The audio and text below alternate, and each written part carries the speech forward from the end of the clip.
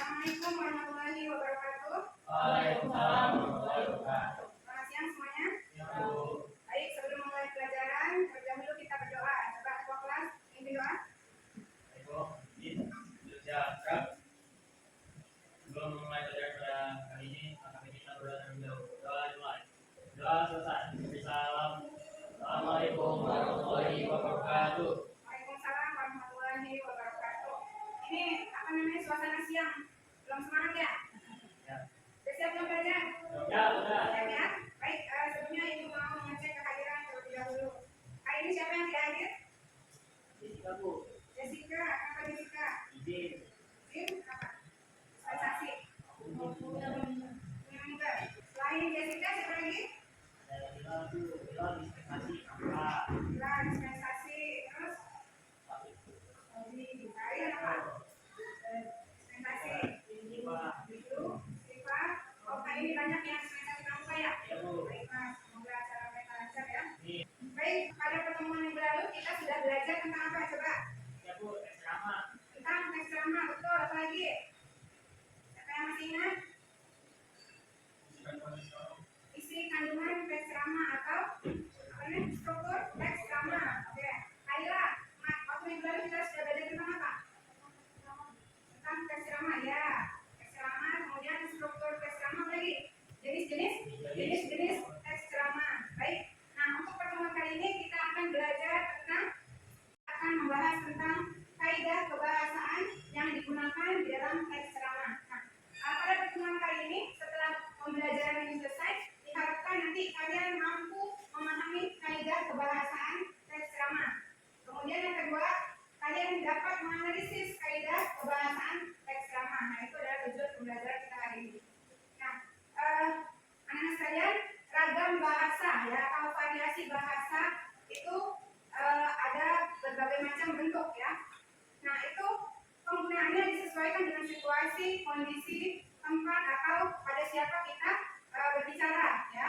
Nah, ragam bahasa itu dibagi menjadi dua bentuk. Yang pertama adalah ragam bahasa resmi atau formal, kemudian yang kedua adalah ragam bahasa non formal atau tidak resmi. Nah, kalau yang resmi itu biasanya digunakan pada pidato, kemudian ceramah, kemudian pada pembuatan teks karya ilmiah ya. Nah, itu biasanya digunakan pada ragam bahasa resmi. Nah, sedangkan contoh untuk ragam bahasa tidak resmi itu biasanya digunakan pada percakapan sehari-hari ya. Nah, berbicara mengenai pidato atau ceramah, nah ini ada beberapa kaidah yang digunakan dalam teks ceramah. Kaidah itu aturan-aturan ya. Nah, digunakan dalam teks ceramah. Bahasa yang bagaimana? Yang pertama, menggunakan kata ganti orang pertama dan kata ganti orang kedua jamak sebagai kata sapaan. Jadi yang digunakan adalah kata ganti orang pertama baik tunggal maupun jamak. Nah, sedangkan untuk kata ganti orang kedua ini biasanya digunakan hanya yang jamak saja ya. Kemudian yang kedua, menggunakan kata atau istilah teknis sesuai topik ceramah. Yang ketiga, menggunakan konjungsi. Konjungsi itu apa? Konjungsi itu kata hubung ya. Konjungsi penyebabkan, kemudian pengakibatkan dan persyaratan untuk mendukung argumentasi. Kemudian yang selanjutnya menggunakan kata kerja mental dan menggunakan kata atau kalimat persuasif. Masih ingat kemarin persuasif itu apa? Ajakan, betul sekali. Jadi menggunakan kata atau kalimat ajakan. Nah, kita lihat yang pertama, menggunakan kata ganti orang pertama dan kata ganti orang kedua jamak sebagai kata sapaan. Nah, contoh kata ganti orang pertama tunggal adalah saya, kemudian aku ya. Itu adalah kata ganti orang pertama tunggal. Kemudian kata ganti orang kedua pertama jamak kami, kemudian kita ya. Kemudian kata ganti orang kedua jamak itu contohnya adalah kalian, hadirin, bapak-bapak, anak-anak dan sebagainya. Nah, kenapa di sini tidak menggunakan kata kedua tunggal, kata ganti orang kedua tunggal? Ada yang tahu kata ganti orang kedua tunggal?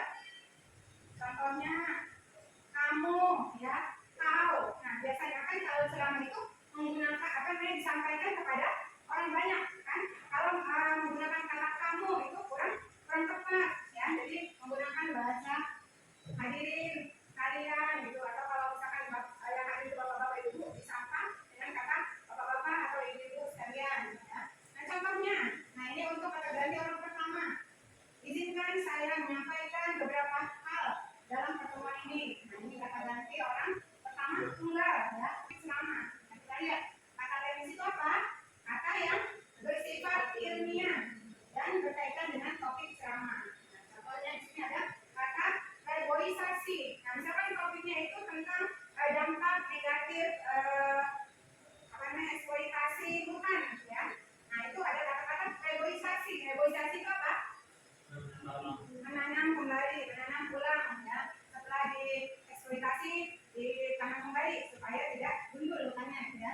Nah, maka di sini kalimatnya kegiatan reboisasi harus segera dilakukan sebelum sesuatu yang buruk menimpa kita.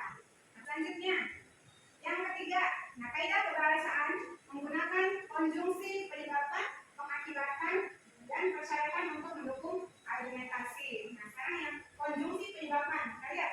Kalau konjungsi penyebabkan itu menjelaskan bahwa suatu peristiwa terjadi atas sebab tertentu. Nah, contohnya sebab, karena, dan oleh karena itu. Ini contoh konjungsinya. Kemudian konjungsi pengakibatkan. Nah, sini menggambarkan suatu peristiwa yang terjadi yang menjadi penyebab peristiwa yang lain. Nah, contoh konjungsinya adalah sehingga dan akibatnya. Untuk yang pengakibatkan, nah konjungsinya kita lihat kalimatnya.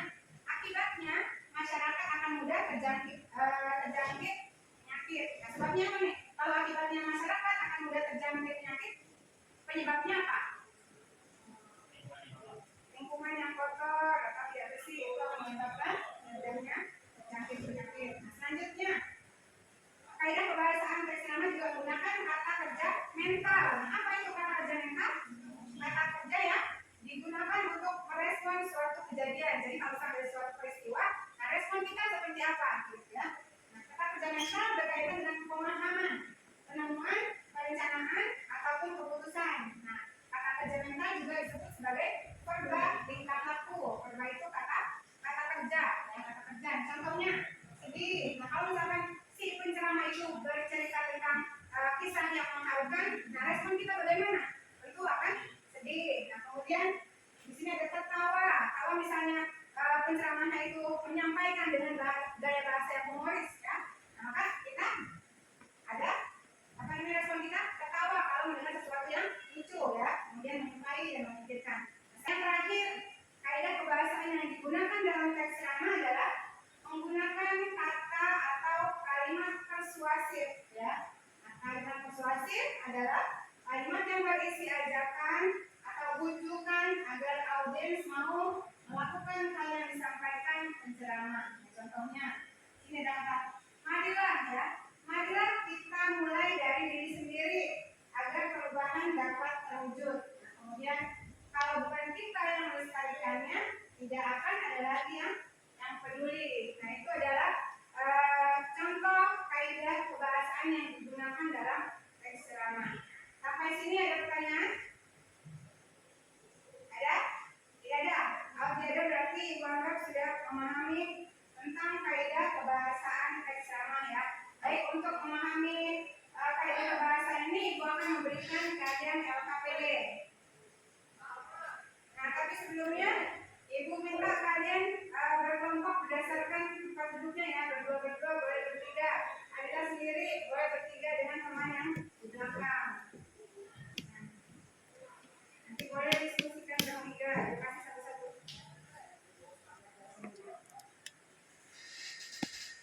Nah, kalian berarti berdua-berdua ya.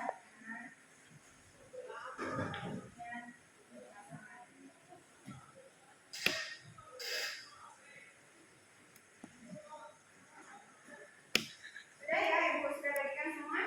Nah, coba perhatikan perintahnya. Pertama, kalian pahami dulu, baca teks ceramah ini. Nah, kemudian nanti setelah kalian baca, kalian kerjakan soal analisis kaidah kebahasaan yang ada di dalam teks ceramah ini. Nah, kalian kerjakannya menggunakan aplikasi Canva ya. Kalian semuanya sudah punya aplikasi Canva? Sudah ya? Oke, baik.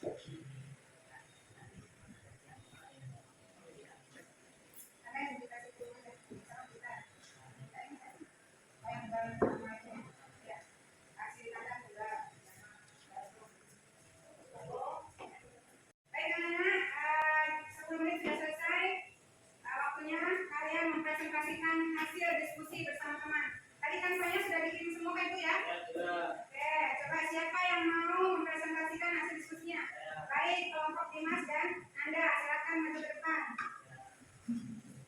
Coba dulu ya. Apa namanya? Oke, sudah masuk atau belum? Oh baik, sudah masuk nih kelompok 3. Nah, silakan presentasikan. Yang lain, tolong simak apakah pekerjaan kelompok 3 ini sama dengan kalian atau tidak. Kalau tidak, berikan tanggapan ya. Baik, silakan dimulai. Assalamualaikum warahmatullahi wabarakatuh. Waalaikumsalam warahmatullahi wabarakatuh. Di sini kami dari Komisi 3 akan mempresentasikan hasil diskusi kami tentang tugas yang sudah diberikan. Perkenalkan, nama saya Dimas, saya Kompas. Kita mulai. Yang pertama, apakah dalam riset itu terdapat penggunaan data dari orang? Nah, teknologi yang ada untuk melakukan hal yang positif. Ya betul, di situ di dalam teks nama itu ada ajakan untuk apa? Pandai untuk memanfaatkan segala bentuk kecanggihan teknologi yang ada di dalam untuk melakukan hal yang positif. Betul sekali. Baik, terima kasih untuk yang presentasi, kemudian juga untuk yang telah memberi tanggapan. Mari kita berapresiasi untuk semuanya dengan memberikan pesanan. Boleh ke tempatnya, duduknya masing. Nah, kalian sudah paham semua tentang kaidah kebahasan dalam teks ceramah? Sudah ya? Nah, mari kita refleksi tadi kaidah kebahasaan yang digunakan dalam teks ceramah itu apa saja? Yang pertama, gunakan kata ganti orang pertama, baik tunggal maupun jamak. Betul, Arif. Selanjutnya apa lagi? menggunakan kata teknis. Betul, menggunakan kata kerja teknis. Coba Nadila yang ketiga apa? Ya, menggunakan konjungsi apa tadi? Sebab, akibat, terus apa lagi? Menggunakan kata kerja mental. Betul sekali. Jadi yang terakhir menggunakan kata atau kalimat persuasif. Nah, itu adalah